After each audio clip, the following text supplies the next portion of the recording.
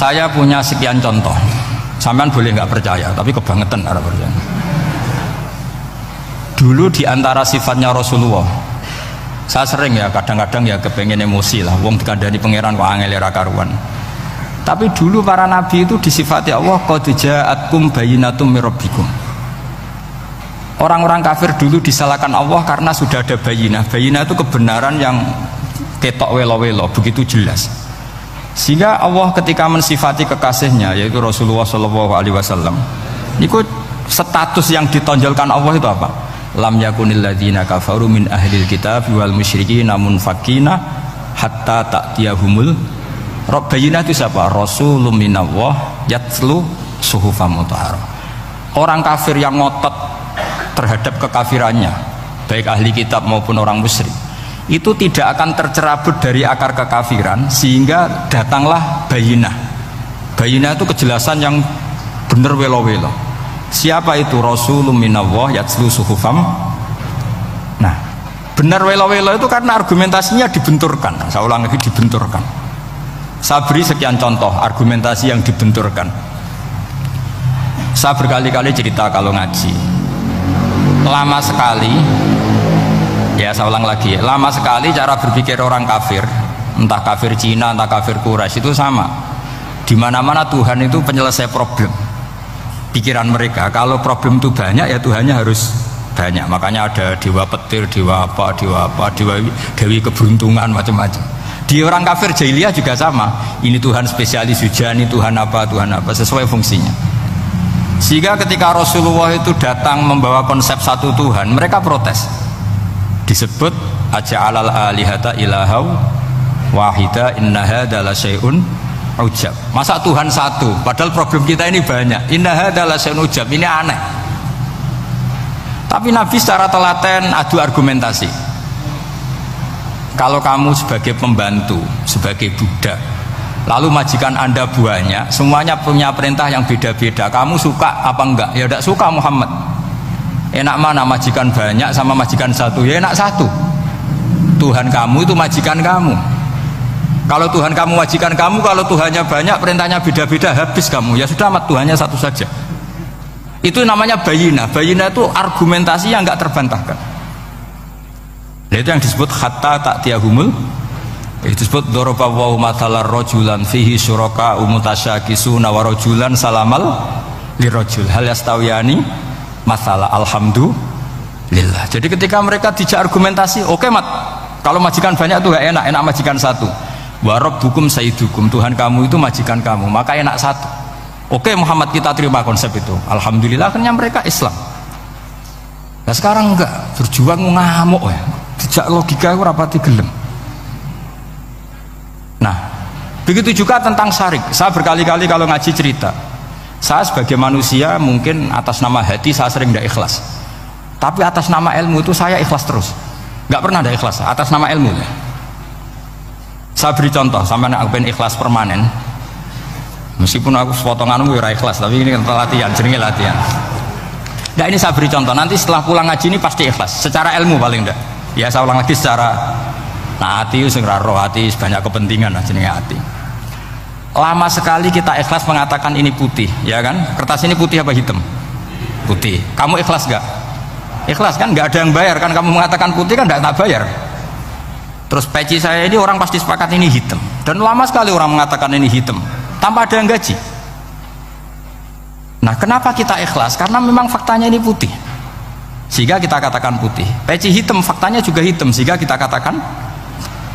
Pertanyaannya, kenapa ketika Allah kamu katakan Tuhan, kamu udah ikhlas? Padahal kamu mengatakan ini putih-putih, gak ada yang gaji juga mau. Alasannya apa? Karena ini fakta. Gimana?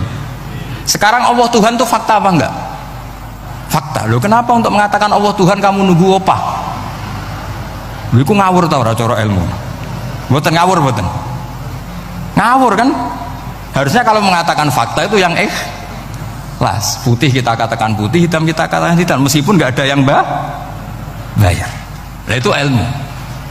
Maka kalau kita dengan ilmu nyembah Allah mesti ikhlas. Ya Allah memang kau Tuhan ya tak sembah. Atas nama ilmu loh, saya ulang lagi, atas nama. Tapi kalau atas nama hati, Gusti nggih nyembah lah Gusti nyuwun opah lah kula niku kan. Maksudnya ku yo piye dadi ribet.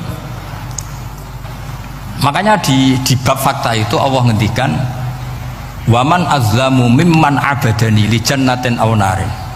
Laulam akhluq jannatan wala naron alam akun ahlan al-uto'ah. Siapa yang lebih zalim ketimbang orang yang menyembah saya yang karena takut surga atau ingin masuk surga atau takut neraka. Andai kan saya sebagai Tuhan tidak menciptakan surga atau neraka, apa terus saya tidak dituhankan? Umpama pangeran ragai swarga neraka tetap pangeran toh? Tetap pangeran kan?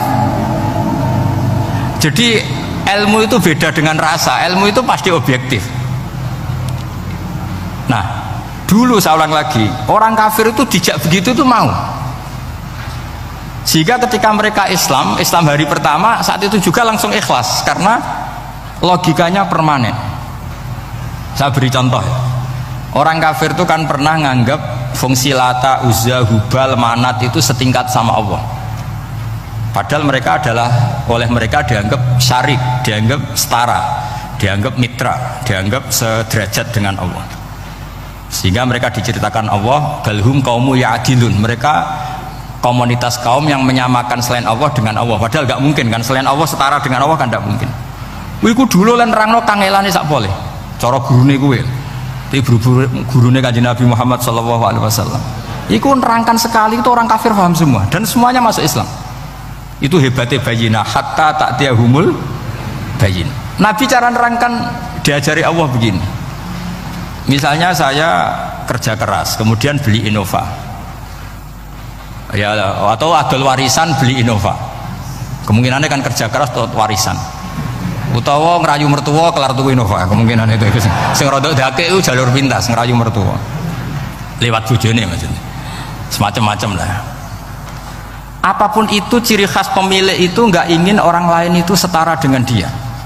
Kue kerja keras nabung puluhan tahun beli Innova, kemudian teman kamu udah ikut beli, cara menguasai Innova itu sama dengan kamu. Nak nyiler atau pamit atau bensini, sok enak ide. Kue mangkel gak kira-kira? Kamu punya rumah, sono wong mlebu slonang-slonong kayak pemilik, kamu mangkel gak? Mangkel. Nah, Allah cara membuat tamsil itu ya begitu. Halakum mimma malakat aimanukum min syuraka'a fima razaqnakum fa antum fihi sawa takhafunahum ka khifatikum anfusakum. Coba kalau kamu punya barang, kata Allah, kamu punya barang, punya sesuatu dan itu milik kamu karena kamu yang beli. Kemudian ada orang lain yang cara memilikinya sama dengan kamu. Mau enggak kamu seperti itu? Ya tidak mau Muhammad, ini milik saya kok ada orang lain yang merasa setara dengan saya, tidak mau saya. Kalau orang lain mau pinjem ya harus ngemis-ngemis lah, harus dodok-dodok. Ya seperti itu Allah itu bumi itu yang menciptakan Allah sendiri. Kemudian kamu menyertakan orang yang dia ikut menciptakan setara dengan Allah. Ini apa-apaan? Oke mat, kalau gitu Allah la syarikalah. Jadi itu tamsil apa? Saya ulang lagi ya, kalau kamu beli Innova, mau nggak ada orang lain yang cara menguasai Innova itu setara dengan kamu? Mau nggak? Nggak mau kan? Bahkan istri saja nak nganggo kudu pamit. Nak lagi nengan, arawan nengan ya oleh. Tapi apapun itu kan tetap saja harus pamit, harus prosedur. Namanya ndak ikut punya. Nah itu kemampuan ini yang mulai hilang di umat Rasulullah. Jadi Nabi itu punya fatona. Fatona itu kecerdasan untuk memberi penjelasan. Disebut orang kafir itu tidak akan infikak, tercerabut dari cara berpikir mereka. Munfakin hatta ta'tiyahumul la bayina itu siapa? Rasulun minallah yatlu suhufam mutahhar. Jadi Nabi itu kalau memberi penjelasan itu gampang sekali.